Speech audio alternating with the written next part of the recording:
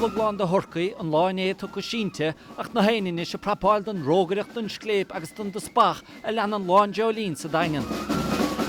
I dig go láharta go tá nead ó bhaidena chu agus na chlochanna tí an la bhú, tradiisiúna hen siar dí raon na bágánach. Chun sé achas ar an goláán daoine óga páirteach aber le cúpla míon nuas snála fóchan is na drolíní a fiúin níháin an drolín seo ach na drolíní ar fad tíompla an bhaile.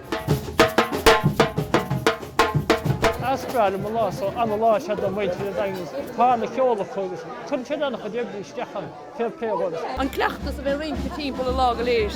Bhí mí súla sena bliana, bhí sa cnatáil bheith mísa duna cáda go léir cnatáil clapíní. Ní lá cosú leis sin éon átar dain ón mol thuigirí an mol heasig ar lálas tíá.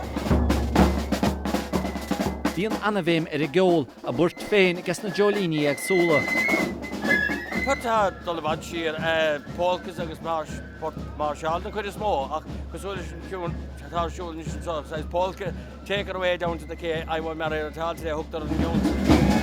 Sprit, bhín stagan, bhín timppla, lap na héine páirt, i dróga sésta. Mar a lása? Dána mar. Can I have? Well, sé bíine sena hail. Hampshire! Bes sé fad báit go crucin tráthna ach ní bhfuilon son an spúideach sa tanamtáanta agus be go bail a chublecha siad a deanga chu féin leis sa mé go tráthna stig. Up the quay!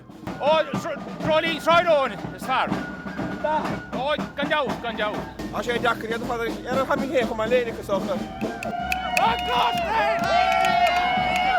Ní bheith gan stadar siar amach go búndún dearag na híhitá. Siúla siad, seine siad agus bhí siúrálta go suathe siad. Seán Macatíigh, nuacht TG Ceathair sa daingan a gorca gaine.